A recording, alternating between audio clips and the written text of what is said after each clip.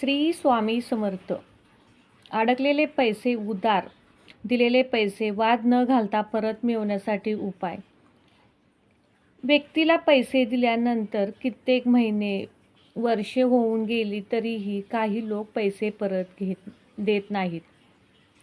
उधार दिलेले पैसे परत करण्यासाठी टाळाटाळ करतात. अशा अनेक नफा मिळवण्याच्या दृष्टीने अनेक प्रोजेक्ट व्यवसायात गुंतवणूक करतो. पण कालांतराने गुंतवणूक करून घेतलेली व्यक्ती आपले पैसे देण्यास टाळाटाळ करत असते. अशा वेळी आपण पैसे मिळवण्यासाठी काय करावे आपल्याला समजत नाही. अनेक जण पैसे परत करण्यासाठी जोर जबरदस्तीचा मार्ग अवलंबतात व त्या व्यक्तीशी शत्रुत्व पत्करतात. त्या व्यक्तीला धमक्या देतात. पण अशा कारणामुळे आपण विनाकारण आपले शत्रू वाढवतो व त्यामुळे आपल्या जीवालाही धोका होऊ शकतो किंवा आपल्याला पोलीस स्टेशन व कोर्ट कचेऱ्यांची पायरी देखील चढावी लागते. आपल्याकडे असली नसलेली सर्व संपत्ती आपण या समस्या सोडवण्यासाठी घालवत असतो. ज्यांना पैसे उधार दिले त्यांच्याकडून पैसे परत करायचे नावच घेतले जात नाही. त्यामुळे पैसा अडकून पडलाय व यालाच एकमेव कारण म्हणजे वास्तूमधला अग्नीचा बिघाड. अग्नी आणि उत्तरेकडे अग्निदोष निर्माण झाला की व्यक्तीला आर्थिक समस्यांना सामोरे जावे लागते. आणि म्हणून मित्रांनो, अशा वेळी जोर जबरदस्तीचा मार्ग न अवलंबता आपण तंत्रशास्त्रातील प्रभावी असे उपाय करून आपण पैसा परत मिळवू शकतो. आज आपण तंत्रमंत्रशास्त्रातील असा एक उपाय पाहणार आहोत की ज्यामुळे आपण ज्या व्यक्तीला पैसे उधार दिले आहेत ती व्यक्ती स्वतःच्या हाताने पैसे परत करेल किंवा तिचे पैसे परत येण्याची परिस्थिती निर्माण होईल की तुमचे उसने पैसे नक्की परत मिळतील. मग ती व्यक्ती असो किंवा अनेक मित्रांनो, या शास्त्रात आपण आज पाहणार आहोत. यातील पहिला उपाय, जर तुम्हाला तुमचे पैसे एखाद्या व्यक्तीने घेतले आहेत परंतु पैसे परत करण्यासाठी तिला मुदतीपेक्षा कित्येक दिवस, कित्येक महिने, कित्येक वर्ष उलटून सुद्धा ही व्यक्ती पैसे परत करत नाही. अशा उधार दिलेल्या पैसे परत करण्यासाठी टाळाटाळ करते किंवा आपण नफा मिळवण्याच्या दृष्टीने एखाद्या व्यवसायामध्ये गुंतवणूक केली असेल तर ते पैसे परत देण्यासाठी टाळाटाळ करत असतील तर अशा वेळी पैसे परत मिळवण्यासाठी आपण हा उपाय करायचा आहे. पहिला उपाय आहे हा उपाय, तुमचे पैसे एखाद्या व्यक्तीने घेतले आहेत, काही दिवस, काही महिने उलटली तरी पैसे परत देत नाहीत तर रविवारी किंवा गुरुवारी या 2 दिवसांपैकी कोणत्याही दिवशी आपण हा उपाय करू शकतो. गुरुवारी किंवा रविवारी या दिवशी आपण सूर्योदयापूर्वी उठावे. सूर्य उगवण्यापूर्वी उठून स्वच्छ स्नान करून एका चटई किंवा आसनावर बसावे व आपले तोंड पूर्वेकडे होईल याची खात्री करावी आणि एक मंत्र आम्ही सांगते तो तुम्ही म्हणायचा आहे. 108 वेळा जप करायचा. तो मंत्र आहे ओम आदित्याय नमः. 108 वेळा हा मंत्र म्हणायचा आहे. आपण सूर्योदयापूर्वी हा जप करायचा आहे आणि जेव्हा सूर्य उगवू लागेल तेव्हा एक तांब्याच्या धातूतून बनवलेले लोट्यात जल घ्यायचं आहे व ते जलात लाल मिरचीचे 11 दाणे आपण टाकायचे आहेत. त्या 11 बिया उजव्या हाताने आपण तांब्यामध्ये टाकायचे आहेत व ते जल सूर्यदेवाला अर्घ्य म्हणून अर्पण करायचे आहे. हे अर्घ्य अर्पण करत असताना आपण ओम आदित्याय नमः या मंत्राचा जप कायम चालू ठेवायचा आहे. अर्घ्य अर्पण केल्यानंतर सूर्यदेवांना हात जोडून आपले उधार दिलेले पैसे, उसने दिलेले पैसे परत मिळवण्यासाठी प्रार्थना करायची आहे. हा उपाय गुरुवारी किंवा रविवारी आपल्याला परत करायचा आहे. जोपर्यंत आपले पैसे मिळत नाही तोपर्यंत आपण हा उपाय करायचा आहे. दुसरा उपाय आहे उत्तरेकडे कुबेर आणि कुबेर कलश स्थापन करून महालक्ष्मीची प्रतिमा लावावी. तिसरा उपाय आहे आपल्या घरात केरसुणी अथवा झाडू, आपली कचराकुंडी पटकन कोणाच्या दृष्टीस पडेल अशी ठेवू नका. चौथा उपाय आहे आपल्या वास्तूमध्ये कितीही भांडणे तडणे, मोठ्या आवाजात बोलणे टाळावे, मोठ्या आवाजात संगीत ऐकणे टाळावे. 5. आपल्या कुठल्याही दरवाजाच्या बिजागऱ्या किंवा दाराच्या कड्या विचित्र किरकिर आवाज येतो का ते पाहावे. येत असल्यास तो आवाज बंद करा. 6. घरात जाळ्या जळमाटे नसावीत आणि घरातील गळते नळ बंद करावेत. 7. जुनी बंद पडलेली घड्याळे, टाईपरायटर, बिघडलेले इलेक्ट्रॉनिक सामान, जुने वापरात नसलेले कपडे यांची योग्य अशी विल्हेवाट लावावी.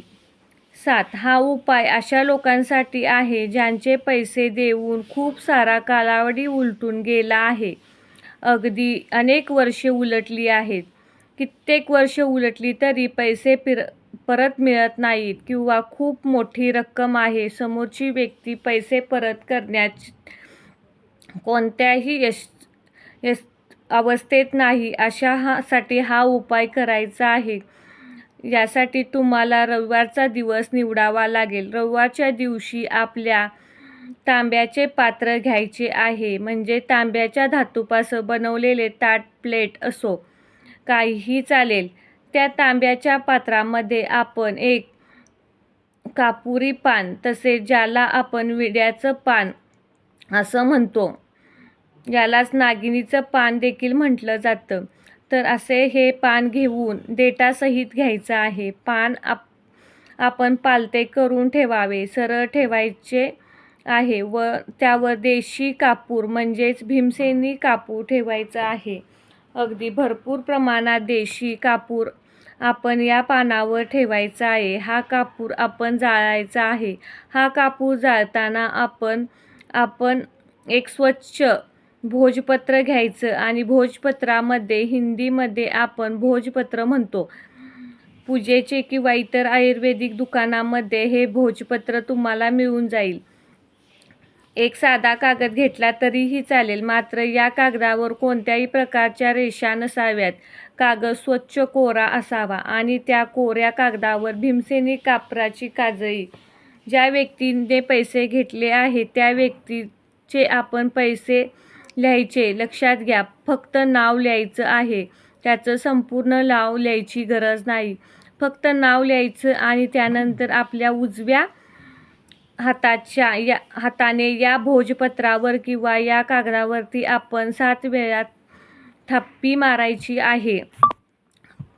म्हणजे 7 वेळा थाप मारायची आहे. आपल्या उजव्या हाताचा पंजा त्या कागदावर उमटायचा आहे. प्रत्येक वेळी हात आपटताना आपण माझे पैसे परत मिळवून द्या अशी प्रार्थना करायची आहे. जिथे तुमचे पैसे, मौल्यवान वस्तू ठेवता त्या ठिकाणी हे ठेवायचं आहे. लक्षात ठेवा की भोजपत्राचा कागद ठेवताना जे नाव आहे ते वरच्या बाजूस असावे व पालथे घालायचे नाही. तर अशा प्रकारे तो कागद ठेवायचा आहे. आपल्याला या कागदावरती लाल रंगाचा दगड ठेवायचा. आता हा लाल रंगाचा दगड कोठून आणायचा? यासाठी आपण कोणताही दगड घ्यावा, शक्यतो मोठा दगड. त्याने स्वच्छ करून त्याला कुंकवाच्या लाल पाण्याने लाल करायचा आहे. या दगडाचा रंग लाल करायचा आहे. तर असा हा लाल रंगाचा दगड आपण भोजपत्रावरती किंवा कागदावरती ठेवायचा आहे. मित्रांनो, हा उपाय ज्यांना असेल आपले पैसे घेतले आहे त्या व्यक्तीला कोणतेही नुकसान पोचत नाही. फक्त त्या व्यक्तीला आपले पैसे परत देण्यासाठी हा उपाय उपयुक्त आहे. 9. दररोज तुळशीला ओम नमो भगवते वासुदेवाय नम या म्हणत 7 प्रदक्षिणा घालाव्यात व दर गुरुवारी थोडेसे कच्चे दूध अर्पण करून आपले अडकलेले पैसे परत मिळवण्याची प्रार्थना करावी. पैसे अडकल्याने वास्तुशास्त्रानुसार कोणती कारणे आहेत? तर वास्तुशास्त्रानुसार पैसे अडकल्यास ही कारणे आहेत. 1. अग्निदोष म्हणजेच पहिले कारण आहे उत्तरेकडे जलत्व. किचन ची शेगडी, आपण टॉयलेट येणे आणि त्याचबरोबर लाल रंगसंगती किंवा लाल रंगाचा बल्ब लावल्यामुळे. 2. दुसरं कारण म्हणजे आग्नेय दिशेत अग्नितत्वाचा व जलतत्व निर्माण होणे, पाण्याचा साठा आग्नेय कोपऱ्यात असणे, यामुळेही हा प्रॉब्लेम आपल्याला येऊ शकतो. अग्निदोष निर्माण झाल्यामुळे पैशाची चणचण भासत असते.